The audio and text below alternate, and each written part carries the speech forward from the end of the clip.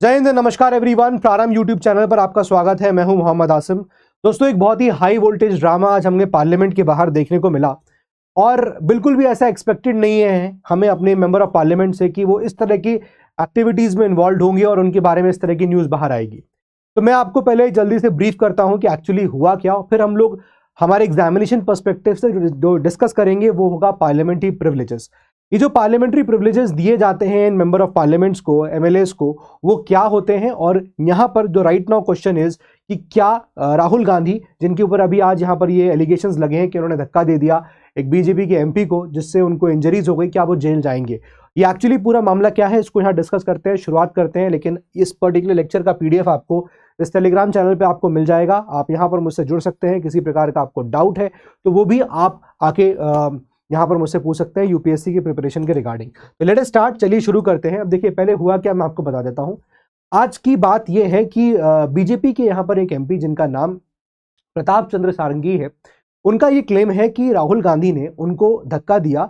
In fact उनका कहना यह था कि एक सामने व्यक्ति और खड़े थे, उनको धक्का दिया राहुल गांधी जी ने, और उसकी वजह से जब वो गिरे तो वो व्यक्ति सारंगी जो एमपी हैं उनके ऊपर गिर गए, जिसकी वजह से प्रताप चंद्र सारंगी जी जो है उनको चोट लगी, उनको इंजरीज आई। राहुल गांधी का उल्टा ही स्टेटमेंट, उनका क्लेम कुछ और है। उनका कहना यह है कि जब मैं एंटर कर रहा था पार्लियामेंट्री प्रेमाइसेस में तो मुझे रोका गया और इनफैक्ट मुझे उल्टा धक्का दिया गया। तो इस तरह की यहाँ पर चीजें जो हैं वो हुई। लेकिन बात यही है कि जो क्लेम यहाँ पर किए जा रहे हैं प्रताप चंद्र सारंगी जी के द्वारा कि भाई मुझे इंजरी हुआ, मेरे साथ असॉल्ट हुआ, और इस पे जो बीजेपी है उनका कहना यह है कि हम पुलिस कंप्लेंट फाइल करेंगे, इनफैक्ट कर भी दी गई है अब तक। तो क्या वो जेल जाएंगे राहुल गांधी? इस पे यहाँ पर व्हाट इज दैट, जो रूल्स क्या कहते हैं। तो आपको पता है कि हमारे हाउस को गवर्न करने वाले रूल्स भी होते हैं। तो व्हाट द रूल्स से बेसिकली वो चीज हमें यहाँ पर जाननी है, और ये पार्लियामेंट्री प्रिविलेजेस क्या है वो जानना है। तो as it is written here, however when it comes to police complaint against an MP on the basis of what happened in parliament premises, what do the rules say. अब यहाँ parliament premises क्या होगा, ये थोड़ा देखने वाली बात है।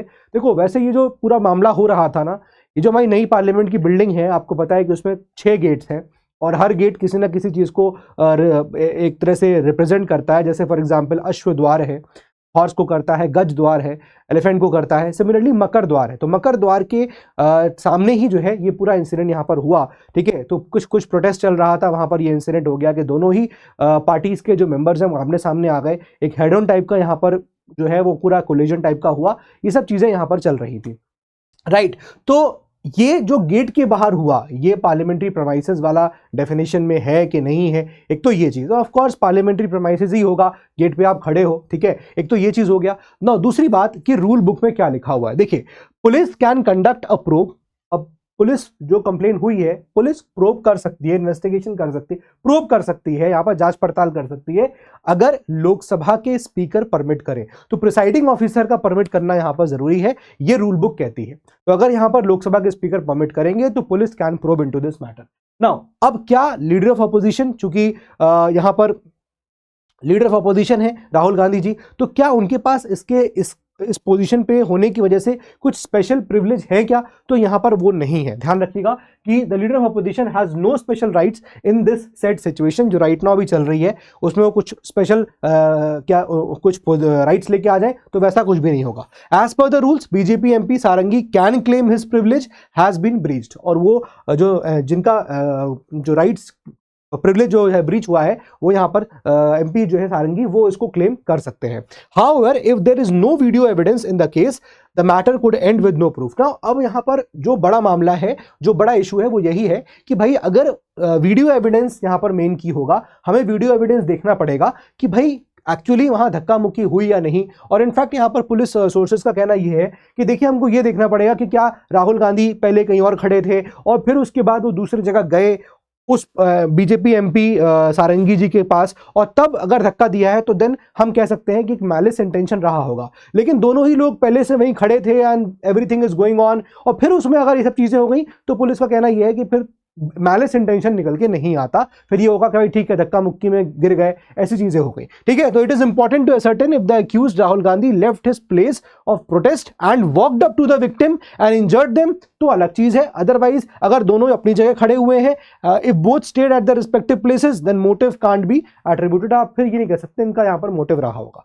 नाउ ये तो पूरा मामला हो गया जो हुआ है, अब इसमें जो भी जांच पड़ताल हो ना हो, व्हाटएवर इट इज, लेकिन हमारे एग्जामिनेशन पर्सपेक्टिव से इंपॉर्टेंट है कि ये पार्लियामेंट्री प्रिविलेजेस क्या होते हैं। देखिए हमारे संविधान के अंदर ना ये जो एमपीज हैं इनको कुछ प्रिविलेज दिए गए हैं, इनको कुछ राइट्स दिए गए, इनको कुछ इम्यूनिटीज दी गई हैं, ताकि ये जो एमपीज हैं वो किसी भी इंटरफेरेंस के बिना काम कर पाए, उनको किसी चीज का डर ना हो, है ना, उनको कोई इंटिमिडेशन ना हो, यानी कि वो एकदम फ्रीली अपना काम कर पाए, अपनी बातें रख पाए, है ना, उनको ये डर ना हो कि यार मैंने ऐसा बोल दिया तो कहीं ये ना हो जाए मेरे साथ, इस तरह का ना हो, इस कोई डर उनको ना हो। तो इसलिए आप देखिएगा कि कॉन्स्टिट्यूशन का आर्टिकल 105 जो है वो एमपीज को ये राइट देता है। तो दीज प्रिविलेजेस आर ड्राइव्ड, कहां से ये प्रिविलेज मिलते हैं, हमारे संविधान के अंदर है, आपको आर्टिकल 105 ही मिलेगा जो इस बारे में बात करता है, अभी मैं डिस्कस करूंगा उसको, ठीक है। पार्लियामेंट्री कन्वेंशंस जो है वो भी इस बारे में हमको बताते हैं प्रिविलेजेस के बारे में, right. Laws made by the parliament, parliament इस चीज के लॉ बनाता है कि भाई ये चीज पार्लियामेंट के ऊपर है कि भाई वो प्रिविलेजेस को डिफाइन कर सकता है कि ये प्रिविलेज होंगे ये नहीं होंगे। Rules of the Lok Sabha, rules of the Rajya Sabha ये भी है, एंड ऑफ कोर्स जो यहाँ पर जुडिशियल इंटरप्रिटेशंस आए हैं मैं उसके बारे में बात करूंगा कि सुप्रीम कोर्ट ने पार्लियामेंट्री प्रिविलेजेस के ऊपर क्या क्या बोला हुआ है अभी तक, ठीक है, कुछ हाईलाइट कर दूंगा।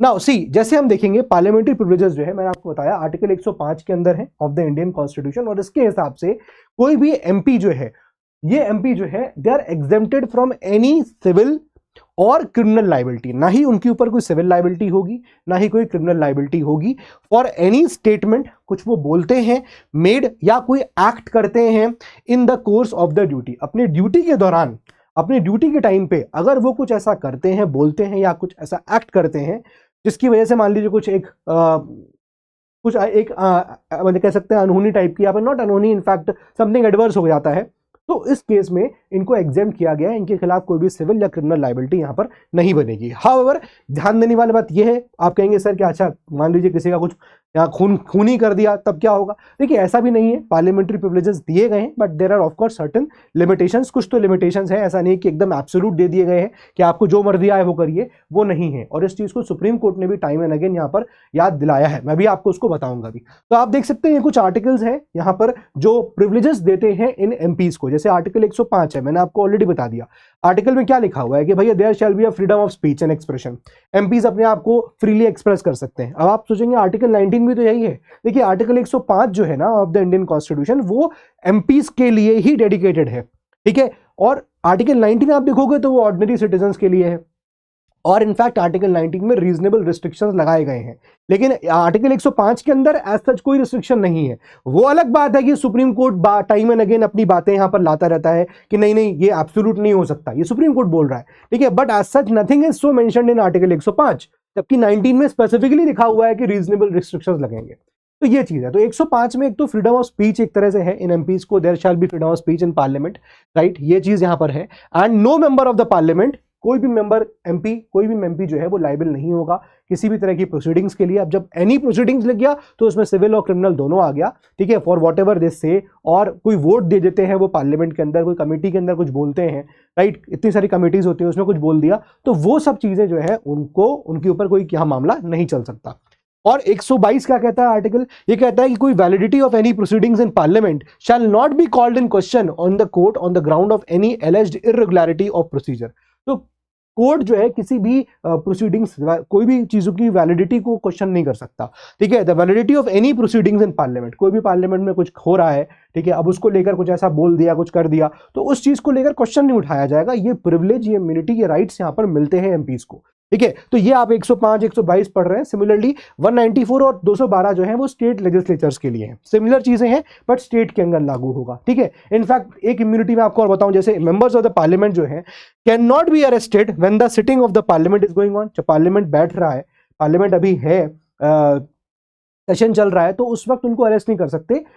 पार्लियामेंट का सेशन मान लीजिए यहां शुरू हुआ तो इससे 40 दिन पहले से और एंड होने के 40 दिन बाद तक उनको अरेस्ट नहीं किया जा सकता। तो ये भी एक है कि members of the parliament can not be arrested when the sitting of the parliament in session and 40 days before the commencement and 40 days after the end of the session they can not be arrested. तो इस तरह की चीजें हैं। Supreme court ने यहाँ क्या बोला? सुप्रीम कोर्ट ने बोला कि देखिए, अगर आप कोई वैंडलिज्म करते हैं, आप कोई तोड़फोड़ करते हैं, आप पब्लिक प्रॉपर्टी को डिस्ट्रॉय करते हैं, तो बट ऑब्वियस सी बात है कि इसमें ऐसा नहीं है कि हम आपको छोड़ देंगे, है ना। आप पता चला पार्लियामेंट की कुर्सियां तोड़ने लग गए, ऑल दीज थिंग्स। तो सुप्रीम कोर्ट ने बोला, देखो आर्टिकल में नहीं, बट सुप्रीम कोर्ट कह के आया है यहाँ पर क्या?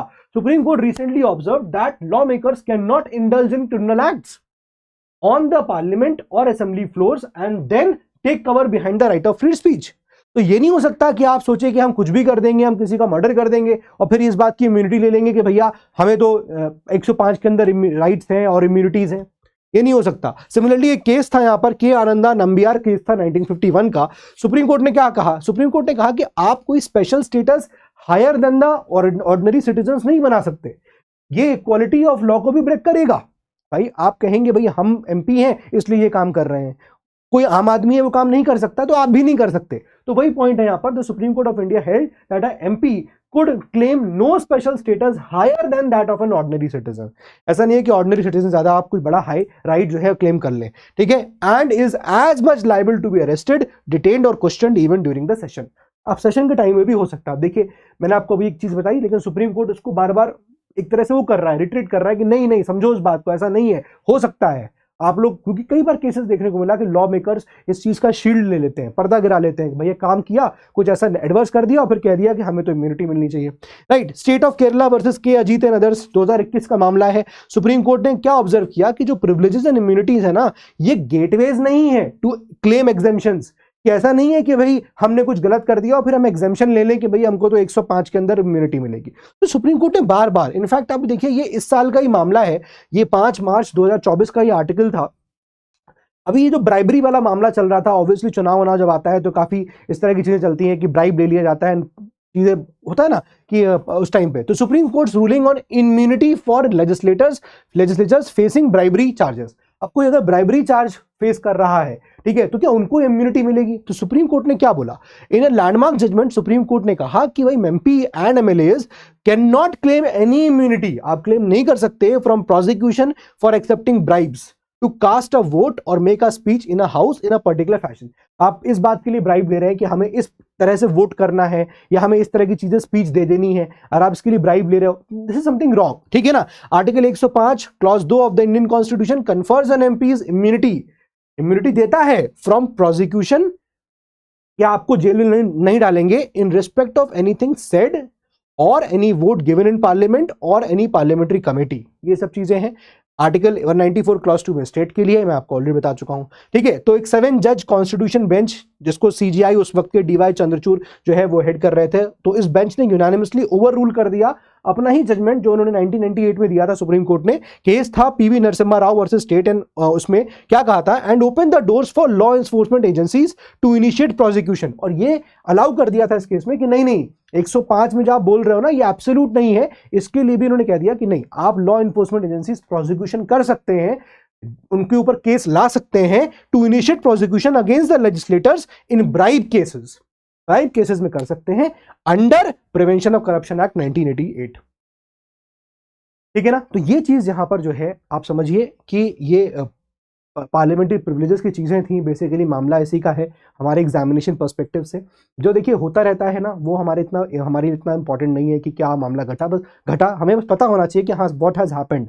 लेकिन एग्जामिनेशन पर्सपेक्टिव से पार्लियामेंट्री प्रिविलेजेस का ये एक तरह से मामला जो है वो बनता है यहाँ पर, क्योंकि ब्रीच ऑफ प्रिविलेज हुआ है, यही क्लेम किया जा रहा है, ठीक है। सो ये था हमारा आज का टॉपिक। मुलाकात करते हैं आपसे अगले वीडियो में। That's all for today from my side. पढ़ाई करिए, मेहनत करिए। जय हिंद एंड जय भारत।